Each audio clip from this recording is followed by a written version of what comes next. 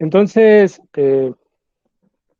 ahora quiero retomar un poco el concepto de matriz transpuesta, que esencialmente aquí, como pueden ver, esto nuevamente, todos estos escritos, bueno, lo que ven aquí presentados, y los voy a pasar en PDF, y lo primero es la definición de matriz transpuesta, que esencialmente es lo que estoy presentando aquí, ¿no? Quizás recuerden más o menos la operación. Por ejemplo, si yo tengo eh, esta matriz, la que estoy aquí subrayando, pues simplemente transponer esa matriz significa cambiar renglones por columnas, ¿no?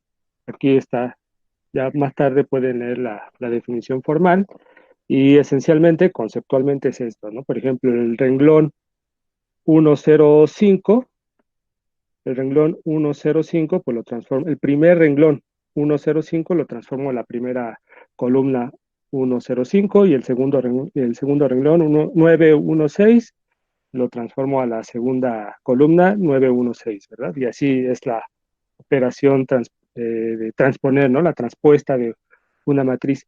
Menciono este concepto porque, aunque ahorita puede parecer algo trivial, más adelante lo vamos a ocupar de manera esencial, de manera fundamental. Entonces, no me detengo mucho en la definición, salvo que alguien me lo pida, pero bueno, más adelante la pueden leer, no es complicada y lo importante es atender el concepto de la idea de matriz transpuesta, pues de manera práctica, ¿no? Conceptualmente, que es esto de aquí. Ok, entonces, permítame un momento ya. Me quiero detener un poquito más en lo que quiero eh, enfocarme un poquito más otra vez nuevamente en la idea de estructura, ¿no? Las estructuras que están en juego aquí en esta parte de recordatorio.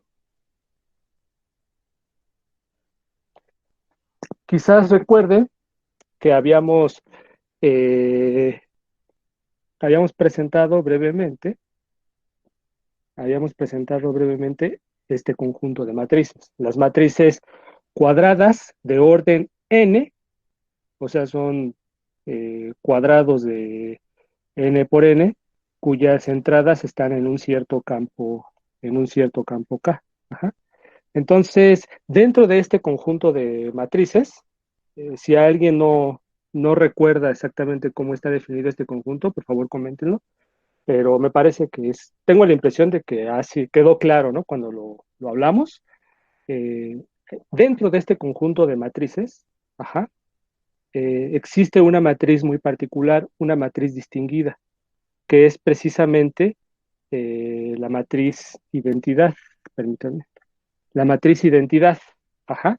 La matriz identidad, que es esta de acá, pues está definida con la delta de Kronecker, ¿no? O sea, es aquella que tiene unos en la diagonal principal y todo lo demás es cero. Ajá. Es una matriz cuadrada de orden n con estas características. Pero además de estas características, digamos, de presentar a la matriz identidad, por ejemplo, la identidad de dos por dos, perdón, es esta de aquí, ¿no? Aquí va uno 1, 0, 0, ¿no? Esta es la identidad de 2 por 2. Entonces, además de presentar así a la identidad, a la matriz identidad de 2 por 2 de manera eh, viéndola desde dentro, ajá, eh, se puede caracterizar a esta matriz precisamente o se puede distinguir de una manera muchísimo más interesante, indicando cómo interactúa esta matriz, la matriz identidad de orden n, en relación con todas las demás matrices de este mundo, ajá, de este mundo de aquí, de todas las demás matrices cuadradas también de orden n. Y la forma en cómo es que interactúan dos matrices en este mundo. Pues precisamente, en principio, bueno, puede ser mediante la suma o mediante el producto. En este caso me refiero a la interacción mediante el producto. Ajá. ¿Cómo es que interactúa esta matriz, la identidad, la que estoy llamando identidad, con todas las demás matrices de aquí mediante el producto? Pues precisamente mediante esta regla. Esta regla es la que la caracteriza, ¿no? A la identidad, que es muy parecido a cómo trabaja, por ejemplo, el número uno, los números reales con el producto. es algo muy parecido, ¿verdad? Y bueno, eso tiene gran relevancia. Si algo de aquí no es claro, por favor, coméntenmelo, pero bueno, la idea es dar este pequeño repaso, solo como que puntualizando cuáles son las cosas que es importante que vayan recordando para ir avanzando en el curso. Ajá. Entonces, la identidad, pues esencialmente la matriz identidad cuadrada, la matriz de orden n, la matriz identidad de orden n, se caracteriza dentro de este mundo, ajá, de este mundo de matrices cuadradas de orden n, por esta regla, ajá, mediante esta regla. Desde luego, la identidad también se puede, bueno, si yo, por ejemplo, tengo esta identidad, la identidad de orden n, ajá, y la multiplico por una matriz de eh, n renglones y m columnas, entonces, ¿qué es lo que obtengo? Pues precisamente obtengo esta misma matriz, ¿verdad? Esa es otra de las cualidades, ¿no? Bueno, es general, ¿no? Si yo hago esto ahora, bueno, pongamos puntito de multiplicación, así como más o menos la platicamos. Ajá. Entonces, ¿qué es lo que tendría? Si es aquí ¿qué es? ¿Es n, m o n?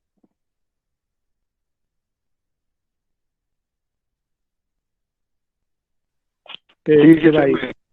Es m, ¿no? Exactamente. Ajá, exactamente. ¿Y esto qué me da?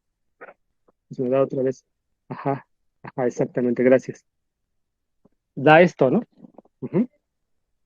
Esta es precisamente también, digo, aunque aquí estoy manejando ya dos identidades, ¿verdad? Aquí estoy manejando dos matrices identidades. Pero nuevamente, esto que estoy escribiendo aquí es muy parecido a la regla del primer ejercicio de la tarea, la ley de identidades. ¿Recuerdan la ley de identidades? ¿Estarán de acuerdo en que esto es muy parecido? Salvo que aquí estamos hablando, en el caso de las matrices, estamos hablando pues de sus dimensiones, y en el caso de las funciones, para la ley de identidades, estábamos hablando de dominios y codominios, ¿sale? Entonces, como ven, hay cierta semejanza, ¿no? Eh, en relación a esto, a los productos de matrices y las identidades o las leyes de identidades, de hecho, esto que he escrito aquí, ajá, esto que he escrito aquí, serían precisamente como unas leyes de identidades, las leyes de identidades para las matrices, ¿verdad? De orden n, bueno, serían como, no, bueno, sí, serían leyes de identidades para las matrices, así lo dejo. ¿Sí están de acuerdo con eso? Que esto que acabo de escribir aquí, esto de aquí, es el análogo o lo correspondiente a las leyes de identidades para las funciones abstractas. Es muy semejante. No sé si estén de acuerdo con esto. Más o menos por ahí va la idea. Ajá. Si alguien no está de acuerdo, va, órale, perfecto. Ajá. Ok, entonces sigamos. Bien, ahora de lo que quiero hablar es precisamente de esta proposición de aquí. Ujú. Sí, esta de aquí. Ahora quiero referirme a esta proposición. El producto, tanto el producto de matrices como la suma de matrices, que ya más o menos vimos antes, estas dos operaciones dan mucha riqueza a las matrices, generan estructuras muy importantes. Y para empezar a distinguir estas estructuras, es importante, en primer lugar, es importante ver, ajá, la aritmética que generan estas operaciones, la aritmética de matrices, ajá, trata esta proposición sobre la aritmética de matrices. Entonces, igual, esta aritmética es básica, todo se puede calcular manualmente, aunque manualmente puede ser un poquito pesado, en particular quizás para esta, particularmente para estas tres no, pero para esta podría ser un poquito complicado hacer el cálculo directo, pero se puede. Eh, estas cuatro propiedades, ajá, estas cuatro propiedades dan, fíjense, dan al orbe de las matrices una estructura muy rica, una estructura algebraica muy rica y muy poderosa. Y que a su vez, pues, estas propiedades aritméticas ejemplifican varias de las estructuras que más o menos hemos estado viendo, de las cuales hemos estado echando un vistazo, ¿no? Que estructuras de monoides, de grupos, de anillos, de álgebras, ¿verdad? Que nada más les hemos echado un vistazo, aunque bueno, lo de grupos ya con Christopher lo vieron un poquito más a detalle. Pretendo pedirle a Christopher que dé más ejemplos de estructuras algebraicas para que les quede más claro el panorama, ¿no? Pero por lo pronto, fíjense en esta observación. Estas, bueno, igual no me detengo mucho en estas propiedades. Esta la vamos a ver más adelante en el tema de dualidad, que por ahí lo habrán visto que está en el temario. Y mediante dualidad van a ver que esta, bueno, digo, seguramente ustedes ya nada más de verlo o de imaginarlo un poco tratando de hacer cálculos mentales, sabrán que esto está un poquito laborioso de hacer manualmente, no difícil, pero sí laborioso, pero verán que con el tema de dualidad de espacios duales, eh, este cálculo sale bien, súper sencillo, ¿no? Estos otros, pues salen relativamente rápidos. A ver qué me preguntas, dices que si la K-álgebra es más grande que el espacio vectorial, es decir, toda K-álgebra es un espacio vectorial, pero no al revés. Eh, bueno, mm, fíjate, es como esta pregunta, a ver, esta pregunta aquí la voy a, pues, ¿dónde? Esperen, permítanme, un nuevo documento. ¿Ven una hoja en blanco rayada? Ah, ok, perfecto. Quiero comentar un poquito esta pregunta porque quizás valga la pena. Me preguntas, Carlos Daniel, si toda álgebra es más grande que el espacio vectorial y que en el sentido de que toda álgebra es un espacio vectorial, pero no al revés. Vamos a verlo desde el punto de vista de los espacios vectoriales, que es una estructura que ustedes ya conocen mejor. Un espacio vectorial, aquí lo pongo rápidamente, un espacio vectorial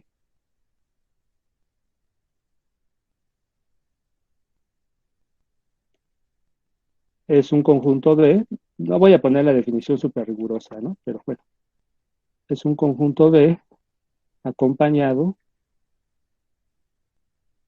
de dos operaciones, ¿verdad?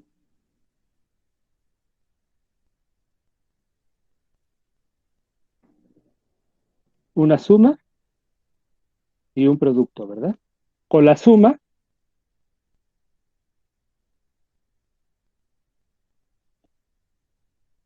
esta cosa es un grupo, quizás lo han visto así, es un grupo aditivo.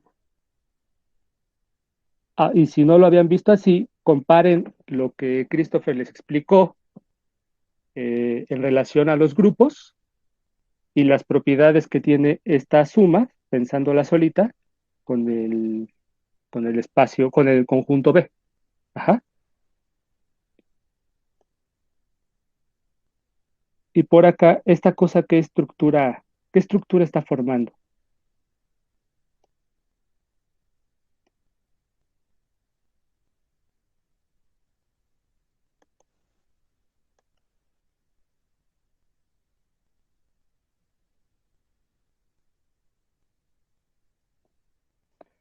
Bueno, este es un producto por escalares, ¿verdad?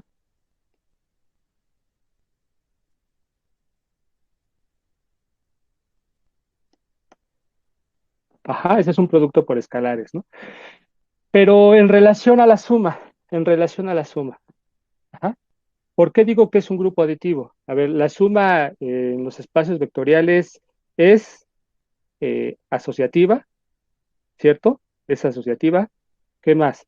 Para cada está el vector cero, ujú, el vector cero. Para cada vector v en v, tenemos que existe menos v en v, tal que v más menos v es precisamente el vector cero, ¿verdad? ¿Sí o no? Entonces es asociativa, existe un neutro, y para cada elemento existe su inverso, ¿verdad? Su inverso en relación a la suma, ¿sí o no? Entonces, esta estructura, bueno, porque en realidad un espacio vectorial generalmente lo ven así, ¿no? Que está acompañado por una parejita, es el conjunto B acompañado por una parejita, de tal modo que esa parejita pues tiene las dos operaciones. Ajá. Sin embargo, ya más o menos lo habíamos comentado, podemos, bueno, a su vez podemos como que romper esta parejita y precisamente pensar en esta otra pareja y en esta otra pareja. Ajá. Bueno, en relación a esta pareja de la B del conjunto B con la suma, ¿qué es lo que tenemos? Pues precisamente tenemos un grupo aditivo. Entonces, es algo parecido a esta pregunta que me haces, Carlos Daniel, es semejante a la que yo voy a hacer a continuación.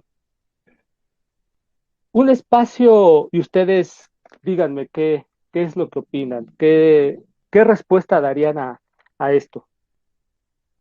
Un espacio, la estructura de espacio vectorial es más grande que la estructura de grupo,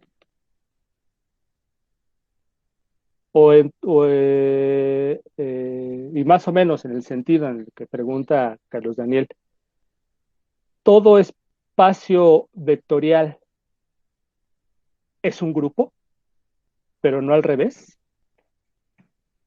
¿Qué respuesta darían a esto? ¿Se dan cuenta que es una pregunta parecida a una escala, a una escala un poco menor, un escalón abajo a la pregunta que hizo Carlos Daniel? Digo, un escalón abajo pensando en que las estructuras matemáticas como que están algo así como graduadas, ¿no? Como que van de, lo que les comentaba, van de menor a mayor. Tenemos magmas, monoides, este, tú piensas que sí, ¿qué piensas? ¿Que todo espacio vectorial es más grande que un grupo?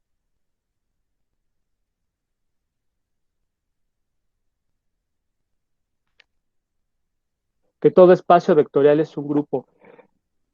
No sé qué opinen los demás, pero sí, yo diría que en realidad un espacio vectorial, es que decir que todo espacio vectorial es un grupo sería como hacer a un lado, en cierto modo, a a esta operación, ¿no? O sea, ¿cómo decirlo? Eh, Más bien podríamos decir que un espacio vectorial, ajá, exactamente, ajá, exactamente, como que es un espacio vectorial, o sea, de todo espacio vectorial podemos presentar, a partir de todo espacio vectorial podemos presentar un grupo, ¿no? Pero decir que un espacio vectorial es un grupo sería, o sea, se entendería, ya en el contexto se entendería, ¿verdad? O sea, por ejemplo, todos los que están escuchando esto que estoy comentando, y si lo digo así, o como lo dice Carlos Daniel, simplemente decir, pues todo espacio vectorial es un grupo, pues todos lo entenderían, ¿verdad? Dirían, bueno, sí, sí entendemos lo que dices, pero quizás algunos dirían, no precisamente, ¿verdad? Porque, pues bueno, precisamente está la estructura de espacio vectorial y aparte está la estructura de grupo. Más bien, en la estructura de espacio vectorial interviene la estructura de grupo interactuando con otra estructura matemática, que es precisamente la del producto por escalares, ¿verdad? Hay dos estructuras matemáticas en juego, ajá, que cuando interactúan generan la estructura de espacio vectorial, pero no se puede decir que la estructura de espacio vectorial sea una o sea otra. y nada más. O sea, no podemos decir que la estructura de espacio vectorial sea solamente la suma para luego decir que simplemente que es un grupo y ya, o que es el conjunto B acompañado del producto por escalares y ya. Ajá. Bueno, lo podrían decir así y se entendería, pero yo soy más de la opinión, si me permiten decirla, yo soy más de la opinión de, en todo caso, decir que a partir de un espacio vectorial podemos obtener una estructura de grupo. ¿Por qué? Porque la estructura de espacio vectorial es una especie de interacción de un grupo aditivo con un producto por escalares. Y cuando digo interacción, fíjense a qué me refiero, precisamente a uno de los, eh, a dos de los axiomas, ajá, a dos de los axiomas que generan la estructura de espacio vectorial, dos de los axiomas que se presentan para la estructura de espacio vectorial. Por un lado es ¿no? Es este axioma que, ajá, voy a poner estas lambda y mu por b es igual a lambda puntito b más puntito b para cualesquiera lambda y mu k, digamos que k es el campo y para todo b en b, para todo vector b. Fíjense cómo tiene nombre la estructura que solo tiene producto por escalares como operación. Eso es precisamente lo que me estaba preguntando, si tiene nombre. Eh, y ya que lo pienso, no tengo noticia de que tenga, se le llama en general una operación exterior.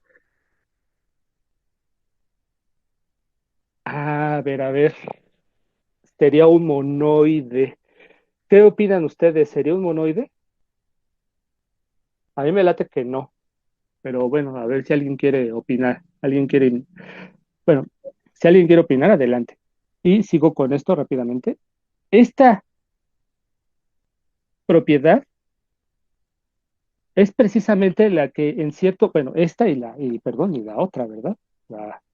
La otra, propiedad, bueno, sí, la otra propiedad que es ahora, pues sí, lambda por, ¿qué pongo? U más B, son las dos, aquí puntito, las dos leyes distributivas para todo lambda en K y para cualesquiera U y B en B, ¿cierto? Estas dos leyes distributivas, ajá, esa es la cuestión exactamente, Julio César. La pregunta es, ¿el escalar vive en B? Bueno, creo que esa es la pregunta. Ah, no pusiste ahí una parejita. A ver, ahorita lo discutimos un poquito. Mínimo es un magma. Mm, bueno, a ver. Fíjense que estas dos operaciones, ahorita paso a esas preguntas. Bueno, a esos cuestionamientos. Fíjense que estas dos operaciones de algún modo están amalgamando, eh, ya lo viste, están pegando precisamente esta estructura matemática y esta otra estructura matemática, que en principio no sabemos si tiene nombre. En general, en términos generales, se le llama una operación exterior, precisamente porque se piensa en términos generales que los escalares, ajá, que el campo K, pues no tiene nada que ver con el espacio, o no necesariamente tiene algo que ver con el espacio vectorial B, aunque hay ciertos casos donde sí, como por ejemplo en la recta real, ¿verdad?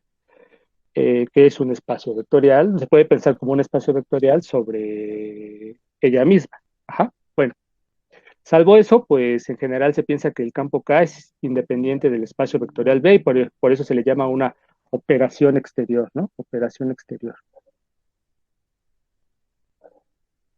Ay, operación exterior. Operación exterior.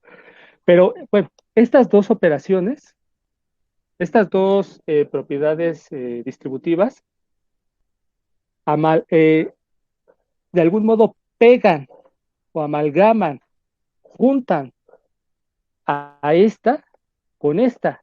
Y es lo que a su vez, de a partir de ese amalgamiento, digámoslo así, emerge el espacio vectorial. Por ello es que estas dos son tan importantes, ¿no? Son muy importantes, precisamente están en la axiomática del espacio vectorial, son las que juntan estas dos operaciones, estas dos estructuras matemáticas para formar, para que emerja. Digo, lo estoy diciendo de una manera muy figurativa, pero por ahí va la idea, ¿no? La estructura de espacio vectorial. ¿Podemos tener los escalares en un campo distinto al campo de B? No, en general lo que hacemos es tomar el campo de B, los escalares dentro del campo de B, siempre, ¿no? No sé, no sabría decir si puede haber alguna relevancia tomando los escalares fuera del campo de B, pero eso podría eh, generar problemas, sobre todo en la idea de cerradura, ¿no? O sea que, por ejemplo, si yo tomo un elemento de B y lo multiplico por algo que esté fuera del campo donde se está moviendo B, o donde está trabajando B, y que multiplicarlo por ese, bueno, en principio sería, o sea, el producto por escalares es algo así, ¿no? ¿Sí están de acuerdo? Es algo así, ¿no? El producto por escalares. Tomo,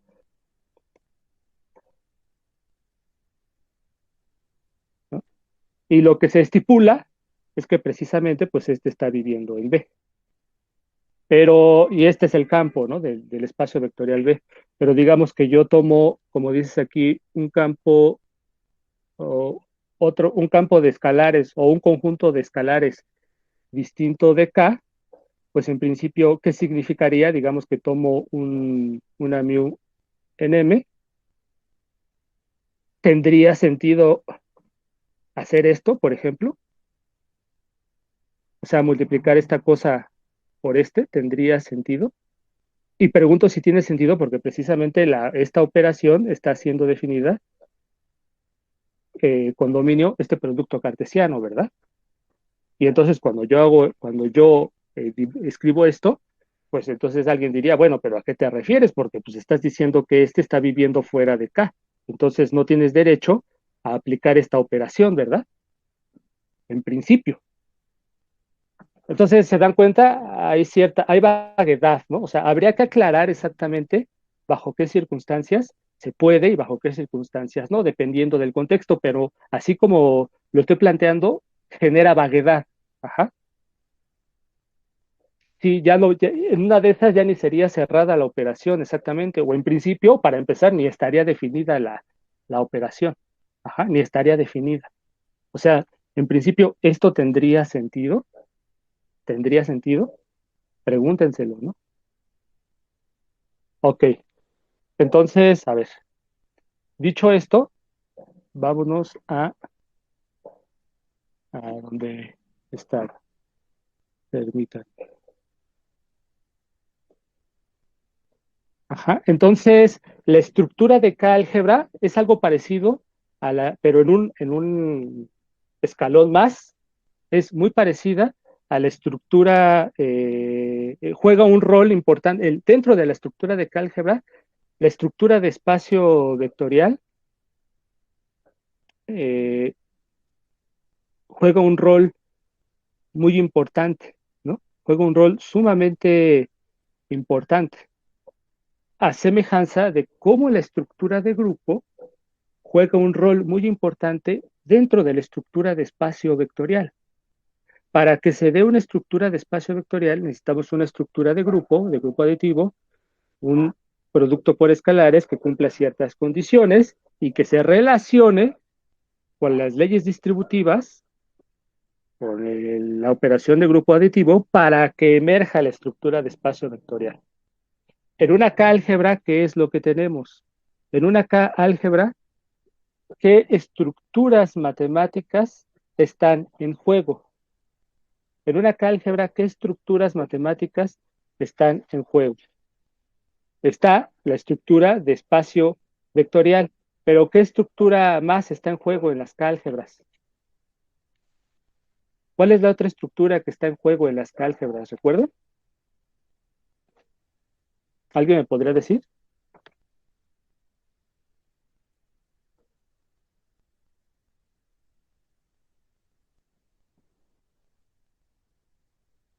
Ajá, dentro de la álgebra. Aparte, o sea, como ¿cuáles son las dos estructuras que forman una álgebra? Está la estructura de espacio vectorial y una estructura de anillo. Recuerden, de anillo con unidad. Ahora, sí, fíjense, traten de hacer la analogía. Por un lado tengo la estructura de espacio vectorial y está en contexto una estructura de grupo aditivo y un producto por escalares, que mediante las propiedades distributivas, a ver, ahorita claro eso, que mediante las propiedades distributivas interactúan estas dos estructuras para formar un grupo. Ahora pásense a la álgebra. De hecho, bueno, vale la pena mencionarlo porque aquí están las álgebras, ¿no? También en juego. Piensen en la álgebra, por ejemplo, aquí, precisamente aquí. A ver, eh, esto, en las observaciones. Ya después de que hayan checado ustedes igual como tarea moral, chequen estas tres, hagan estas tres, ¿no? Como tarea moral, si así lo desean, hagan estas tres. Eh, bien, como observación podemos ver lo siguiente. Si yo pienso en el conjunto de matrices de orden n con entradas en los componentes, con todas sus componentes en el campo, en un cierto campo K, entonces con la suma de matrices y el producto de matrices tengo un anillo con unidad. Recuerdan que por ahí les di la definición de anillo con unidad, ¿verdad? Verifiquen esta observación, chequen que esta observación es correcta. Ajá. Les queda también como tarea moral. Estas tareas morales, pues la sugerencia es que lo que ustedes crean conveniente hacer para su beneficio propio, como para que vayan recordando las operaciones algebraicas o aritméticas con las matrices, pues precisamente la hagan y si se generan alguna duda, pues que se comuniquen con nosotros y ya tratamos de resolver sus dudas, ¿no? Pero una de las primeras observaciones importantes es esto. Esta cosa con la suma y el producto de matrices es un anillo con unidad. Ajá. Luego, esta misma cosa, este mismo conjunto de las matrices cuadradas de orden n con componentes en el campo K, acompañado este conjunto con la suma y el producto por escalares, es un espacio vectorial. De hecho, aquí me faltó poner que es un espacio vectorial sobre este mismo campo K. Ajá. Este conjunto con esta suma y este producto por escalares es un espacio vectorial sobre este campo K. Entonces, estas dos, fíjense, estas dos estructuras, esta, esta de acá con esta de acá, ajá, están interactúan. ¿Cómo es que están interactuando? Precisamente, fíjense, para empezar, la suma, fíjense, están interactuando mediante los productos. Y es esto. Esta ley, esta ley es la que me hace interactuar a los productos, me permite que interactúen los dos productos, tanto el producto por escalares como el producto entre matrices. Ajá. Esos dos productos interactúan así. Y entonces, esta propiedad que acabo de subrayar, ajá, esta propiedad es la que me permite, eh, bueno, en sí todas, pero principalmente esta, es la que me permite amalgamar, juntar tanto la estructura de anillo con unidad como la de espacio vectorial. Puedo juntar esas dos estructuras matemáticas, ajá, de tal modo que todas las piezas compaginen perfectamente para finalmente obtener una K-álgebra. Esto de aquí, todo esto de aquí, es una K-álgebra. La suma con los dos productos, tanto el producto de matrices como el producto por escalares. Ajá, es una K-álgebra. Es un ejemplo de K-álgebra. Ajá, y precisamente las propiedades están dadas aquí. Todo esto se resume. Esto es lo que resume. Ajá. el hecho de que finalmente lleguemos a que este sea un ejemplo de K-álgebra. Ajá.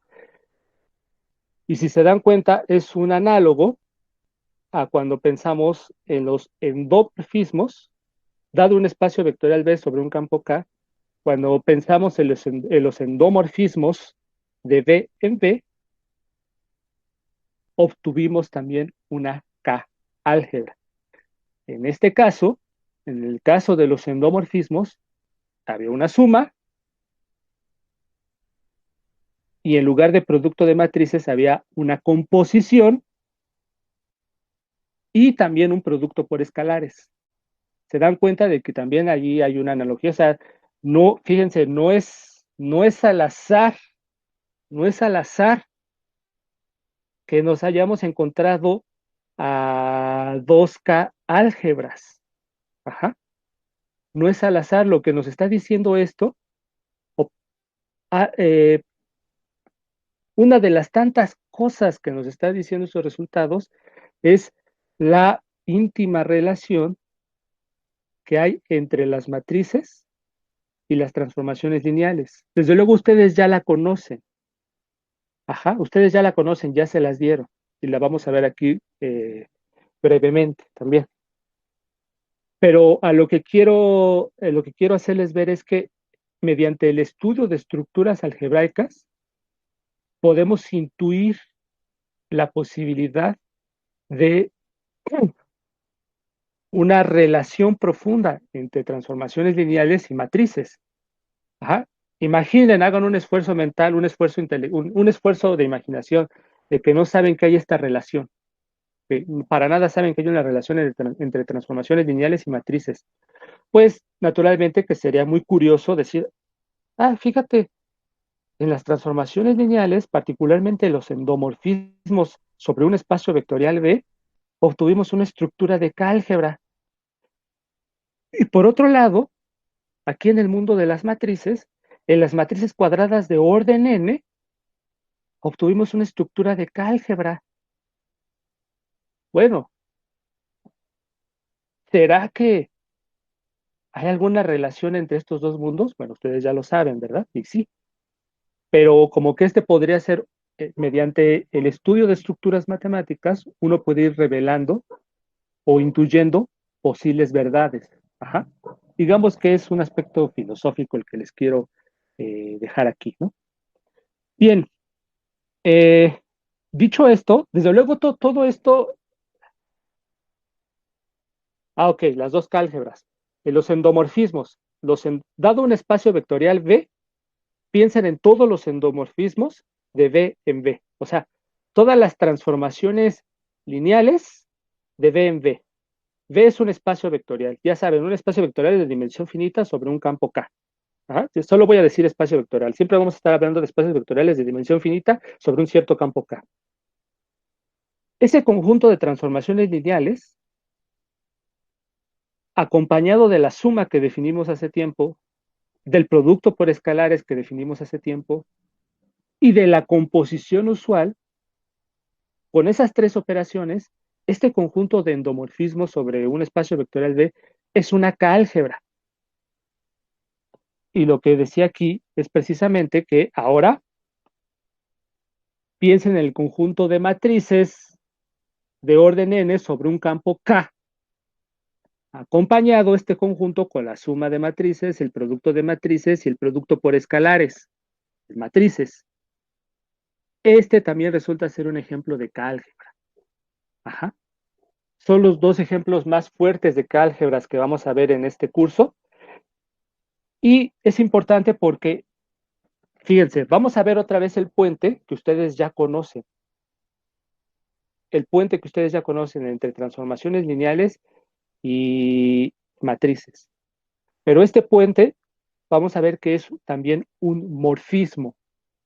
Un morfismo en el mismo sentido que que una transformación lineal es un morfismo.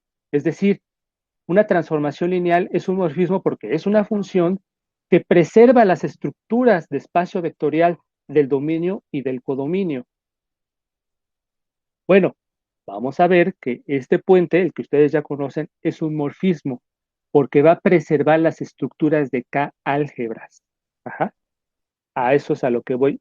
Y quizás esto les dé una visión nueva de este puente, ajá, de la importancia que tiene este puente, que no simplemente es una relación entre transformaciones lineales y matrices, quizá bonita, pero ya, no, no, no, sino que este puente es una función que preserva y guarda información importantísima, como son estas estructuras algebraicas, como las álgebras, que ya ponen en juego estructuras de anillo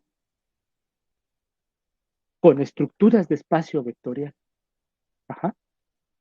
Y este puente preserva esa información, transmite esa información de un mundo a otro. Ajá. Más o menos por ahí va la onda. Entonces, todo esto que les he dicho, si ustedes lo desean, si así lo desean, traten de ir verificando puntualmente cada una de estas cosas.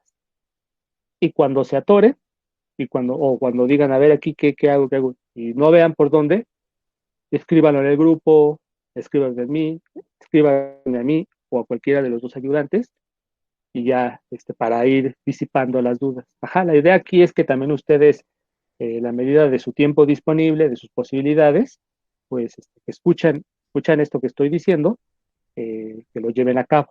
Uh-huh. Si quieren, si lo desean, ¿no? Ahora paso rápidamente, si te doy tiempo, a otro concepto que va a ser ajá, muy relevante a la hora de hablar de dualidad, ajá, que es el concepto de matriz transpuesta.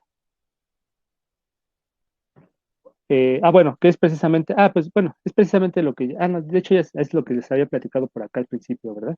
Ajá, exactamente, ¿no?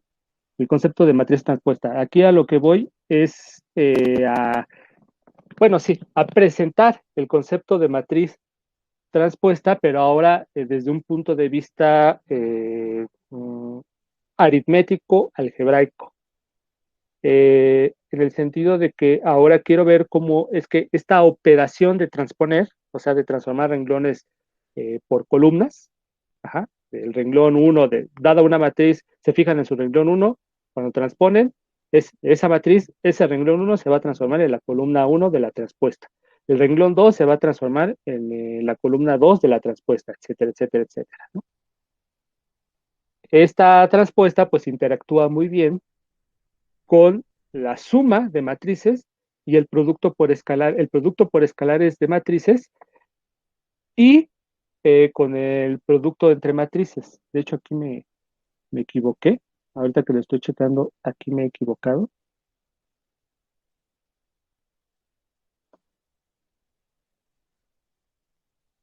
Es así, como que voltea las cosas en el producto. Voltea las cosas, perdón. Ajá. Eh, la, pueden pensar en la función transpuesta del siguiente modo. La función, pueden pensar en esta operación de transponer como una especie de función. Una función, uh-huh, la voy a denotar así, cuyo dominio son, por ejemplo, las matrices de orden M por N sobre un campo K, y cuyo codominio, pues, son las matrices de orden N por M sobre un campo K, ¿no? Aquí son de orden M por N y aquí de N por M, precisamente por esto, ¿no? De que los renglones se transforman o se cambian en columnas. Sí, estas tres reglas, sí, siempre y cuando, como lo especifico aquí, siempre y cuando las sumas y productos estén definidos, ¿no? O sea que si A y B se pueden sumar, entonces sí pasa esto, ¿no? Pasa la regla 1. Si A y B se pueden multiplicar, entonces pasa la regla 3, ¿no? Ajá, exactamente. Siempre y cuando las sumas y productos indicados estén definidos, estas tres propiedades se valen. Ajá, siempre y cuando. Recuerden que para sumar dos matrices, pues tienen que ser del mismo orden, ¿verdad? La definición de suma de matrices que dimos es necesariamente las matrices tienen que ser del mismo orden. Si son de órdenes diferentes, pues no se pueden sumar, o no con la regla que dimos. Espero que haya quedado, haya respondido tu duda, Carlos Daniel. La observación que hago, La observación es la siguiente. Podemos pensar a esta operación de transponer matrices como una función. Ah, qué excelente, Carlos. Como una función de dominio y codominio, los que ya indiqué, ¿no? Si estas propiedades son ciertas, entonces observen, que finalmente la operación o la función, mejor dicho, la función de transponer es lineal. Es a su vez una transformación, es como una especie de transformación lineal, ¿verdad? Aunque, a ver, ustedes díganme, eh,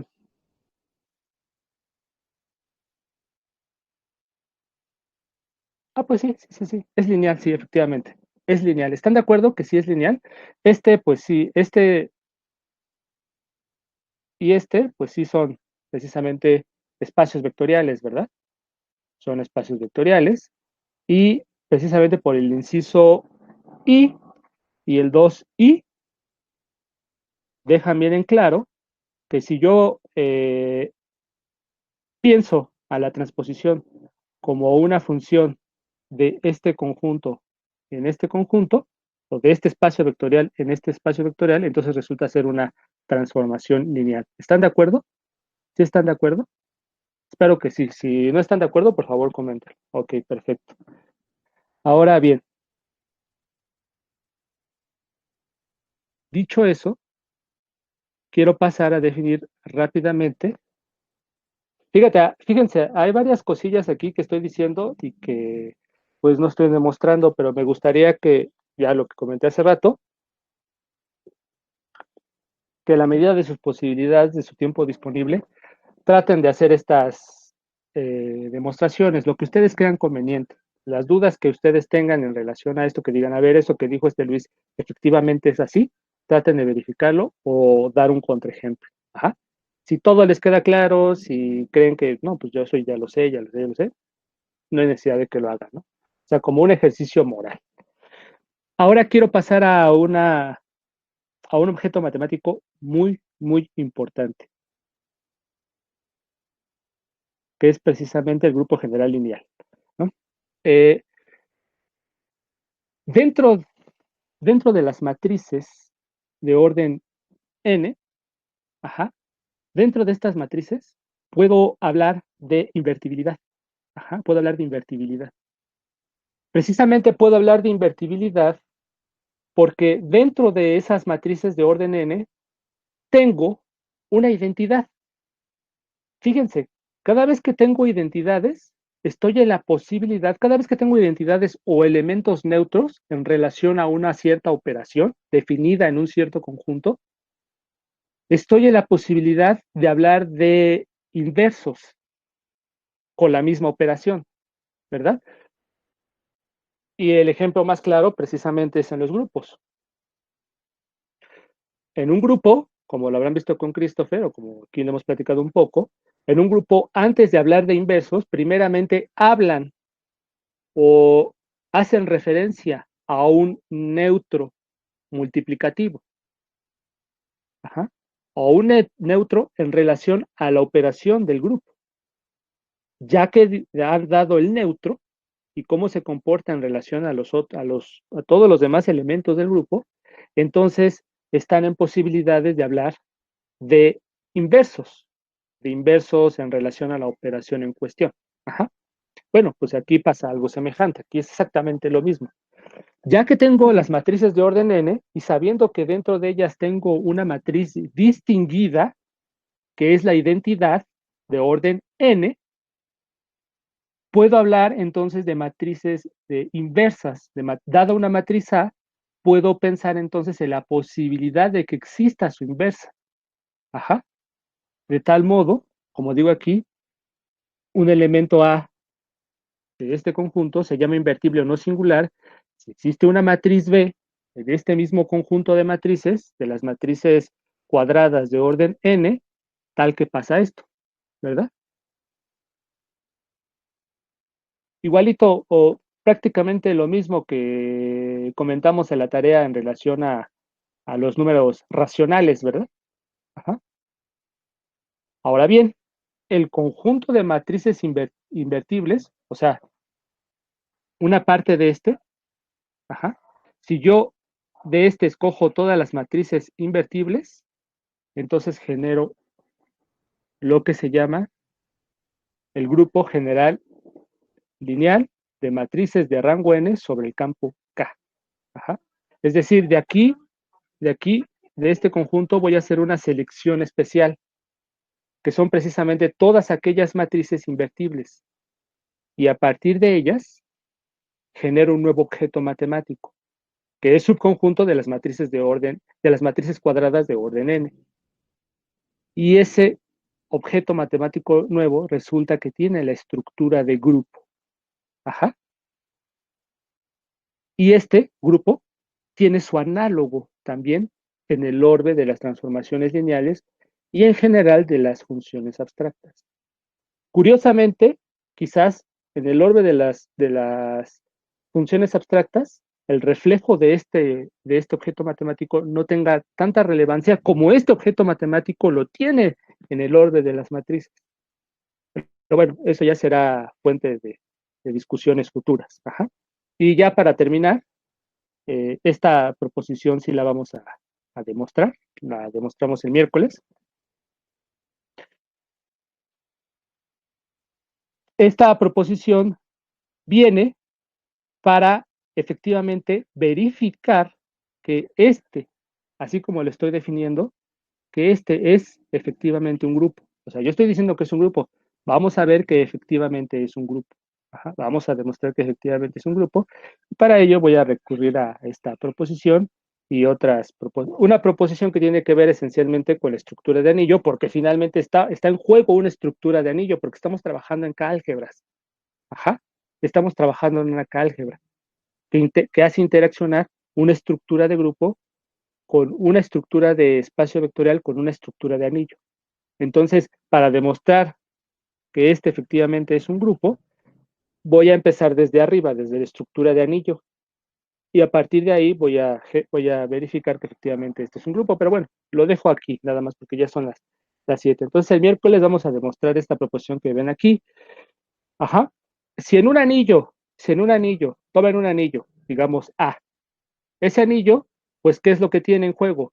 Dos estructuras algebraicas, una suma y un producto. Y en el producto existe una unidad. Estoy pensando en un anillo con unidad. Bueno, si en ese anillo tomamos este conjunto, es decir, todos los elementos de A que son invertibles o que tienen un inverso multiplicativo, aquí estoy pensando en esta multiplicación. Ajá. Entonces, ese conjunto, el conjunto A estrella, es cerrado bajo la operación producto, que parece que suma, pero es producto. Ajá, esa es la primera cosa que vamos a ver. Piénselo, chéquenlo, si quieren, vayan reflexionándolo y traten de demostrarlo ustedes si pueden. Y aquí lo dejamos. El objetivo de todo esto es concluir que este efectivamente es un grupo. Y bueno, más adelante les voy diciendo qué es lo que sigue, ¿no? Pero por lo pronto el objetivo inmediato es ver que ese efectivamente es un grupo y que es un grupo no conmutativo.